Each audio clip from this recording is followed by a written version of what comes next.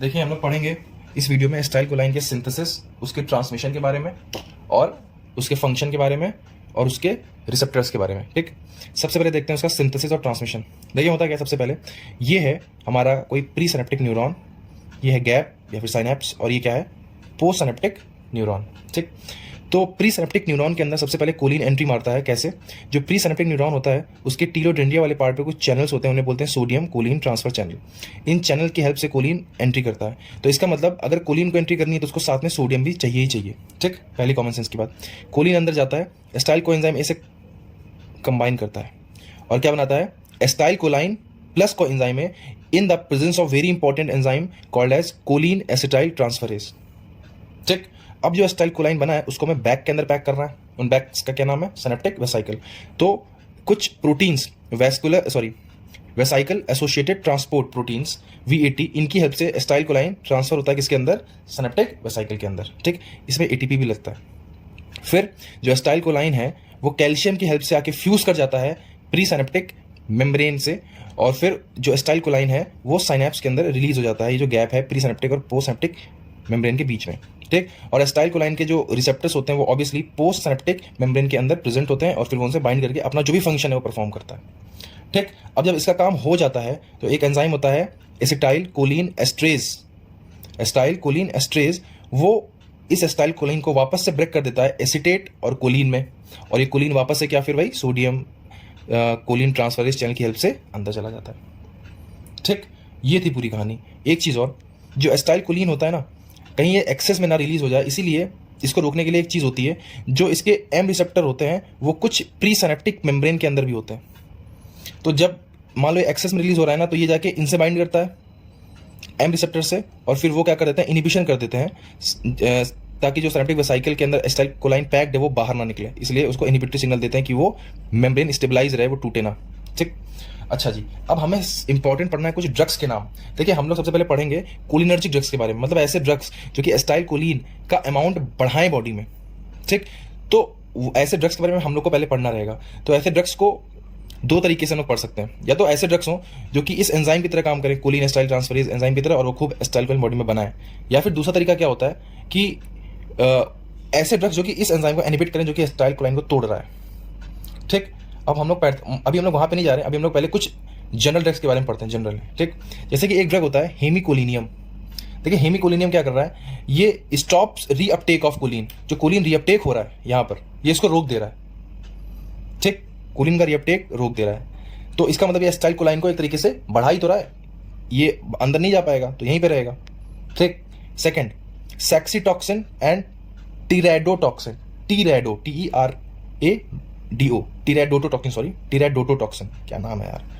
अच्छा, इसका काम क्या है? इसका काम है सोडियम की एंट्री को स्टॉप करना। ये जो सोडियम इसके साथ चल रहा था ना कोलिन के साथ, इसकी एंट्री को स्टॉप करना। ठीक, थर्ड इंपॉर्टेंट रखे वेसामिकॉल।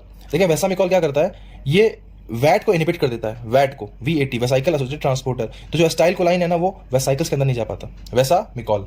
नेक्स्ट फोर्थ है बोटुलाइनम। ये क्या करता है, ये कैल्शियम रीअपटेक इन प्री सिनेप्टिक मेम्ब्रेन को स्टॉप कर देता है, ताकि जो कैल्शियम अंडर इन्फ्लक्स हो रहा था और फिर वो इसके साथ बाइंड करके इसको यहाँ पे लाके तोड़ रहे थे, तो उन कैल्शियम का रीअपटेक ही इस प्री सिनेप्टिक मेम्ब्रेन के अंदर रोक देगा, बोटुलाइनम। फोर्थ होता है ब्लैक विडो स्पाइडर प्रोटीन। देखिए ये क्या करता है, ये एक्सेस रिलीज करवा देता है एसिटाइलकोलाइन को, एक्सेस रिलीज। ठीक, causes sudden release of acetylcholine, उसकी वजह से हाइपर सेंसिटिविटी हो जाती है रीजन में। हमने 5 पढ़ा, हेमिकोलिनियम कोलिन को रोक रहा है, सेक्सीटॉक्सिन एंड टेराडोटोटॉक्सिन सोडियम को रोक रहा है, वेसामिकॉल वैट को रोक रहा है, बोटुलाइनम कैल्शियम को रोक रहा है, black widow spider protein excess release करा दे रहा है किसकी? एसिटाइलकोलिन की। ठीक, अब देखें हम लोग पढ़ते हैं इसके फंक्शन के बारे में। देखें इसके फंक्शन बहुत आसान है, अगर फंक्शन समझ में आएंगे तो रिसेप्टर्स की लोकेशन अपने आप बुद्धि से पहचान लेंगे कि कौन सा रिसेप्टर कहाँ पे होगा। ठीक, अब देखें सबसे पहला इसका एक इंपॉर्टेंट वो होता है डायरिया। ये क्या करता है, ये गैस्ट्रो इंटेस्टाइनल मोटिलिटी को इंक्रीज करता है, ऑब्वियसली तो उसके से क्या कॉज करता है ये डायरिया।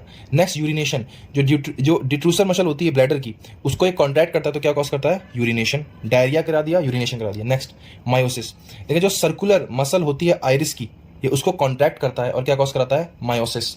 ये मैंने पढ़ाया था इससे पहले वाली वीडियो में जब उसके बारे में पढ़ाया था, क्या नाम है, अल्फा ब्लॉकर्स के बारे में। ठीक, थर्ड है ब्रेडिकार्डिया।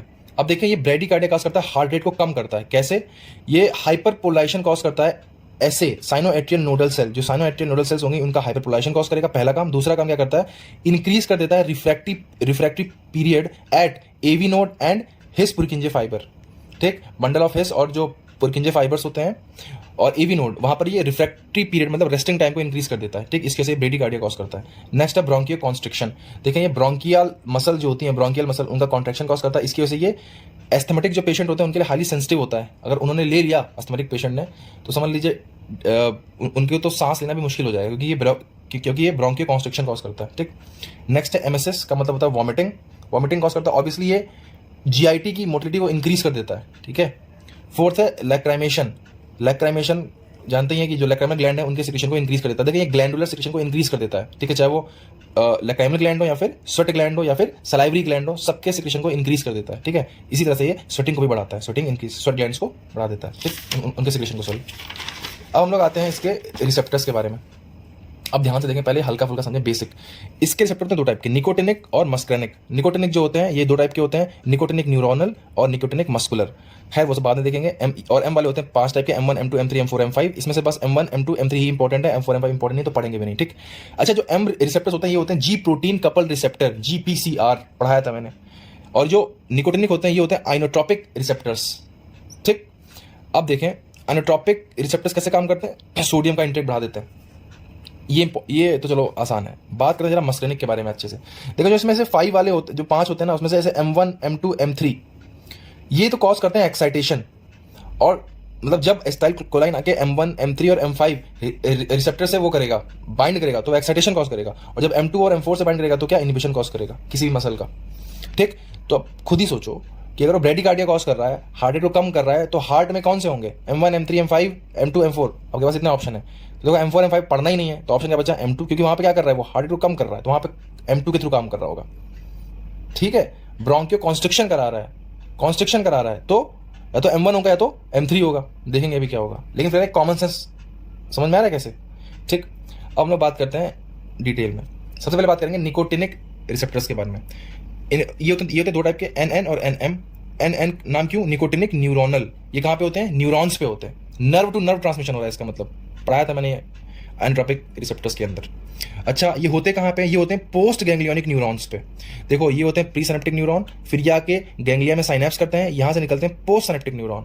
तो ये पोस्ट सिनेप्टिक न्यूरॉन के ऊपर होते हैं यहाँ पे कहीं रिसेप्टर्स, ठीक। अच्छा, पोस्ट गैंग्लियोनिक न्यूरॉन्स ऑफ कहाँ कहाँ, parasympathetic nervous system, sympathetic nervous system और एडर्नल मेडुला। जो पैरासिम्पैथेटिक नर्वस सिस्टम होता है, सिम्पैथेटिक नर्वस सिस्टम होता है और एडर्नल मेडुला होता है, ठीक। उनके पोस्ट गैंग्लियोनिक न्यूरॉन्स के ऊपर होते हैं ये।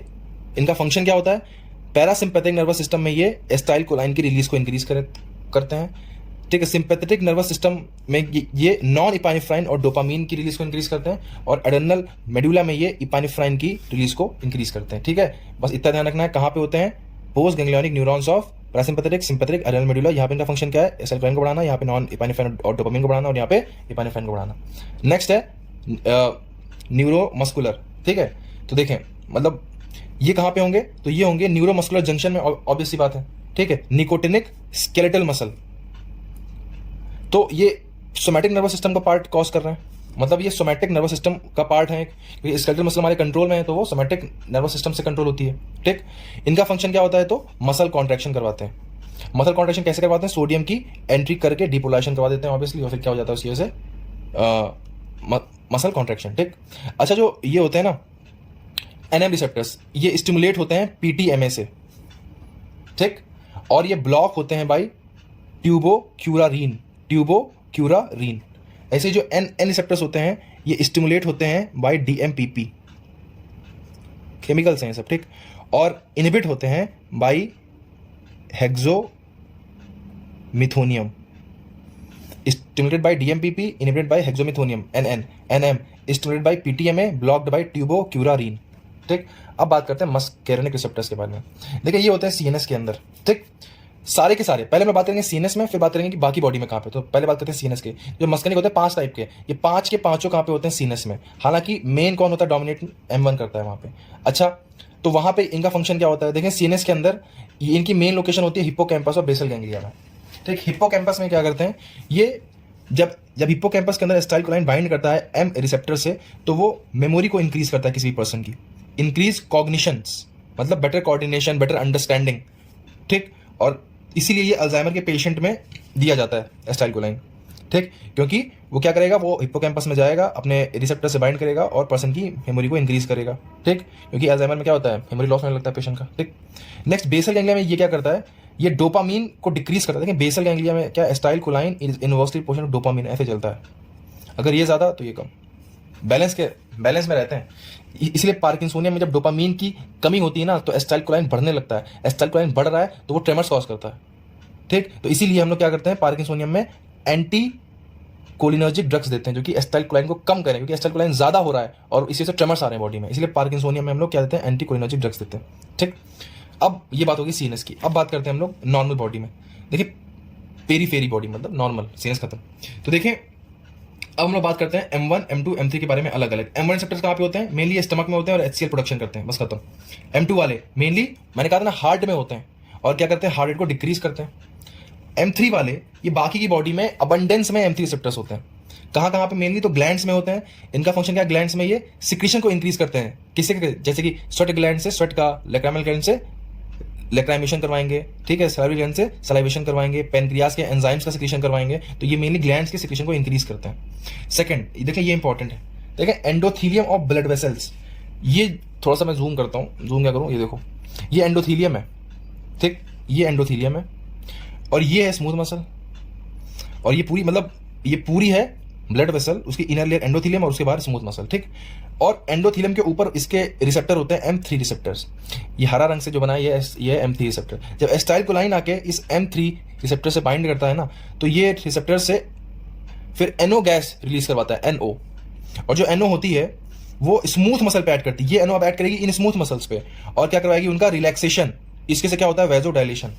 देखिए मैंने अभी कहा था कि ये वेजो कॉन्स्ट्रिक्शन करवाता है, मतलब मसल्स में कॉन्ट्रैक्शन करवाता है, ठीक। लेकिन यहां पे देखिए ये एसिटाइलकोलाइन मसल्स पे एक्ट ही नहीं कर रहा है, वो एक्ट कर रहा है एंडोथीलियम सेल्स पे, और एंडोथीलियम सेल्स रिलीज कर रही है NO, और वो NO क्या कर रहा है, रिलैक्सेशन करवा रहा है, ठीक।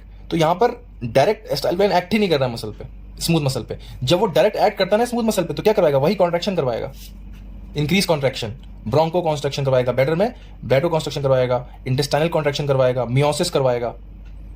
लेकिन यहां पे वो एक्ट नहीं कर रहा डायरेक्ट स्मूथ मसल पे, वो एंडोथीलियम पे एक्ट कर रहा है, एंडोथीलियम NO गैस वो करी रिलीज, और वो NO गैस क्या करी, वैसे डायलेट कर रही है।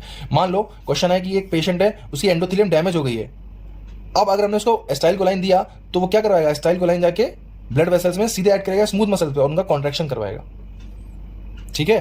तो ये थी जानकारी पूरी रिसेप्टर्स के बारे में, ठीक। नेक्स्ट वीडियो हम लोग पढ़ेंगे कोलिनर्जिक ड्रग्स के बारे में। Thank you.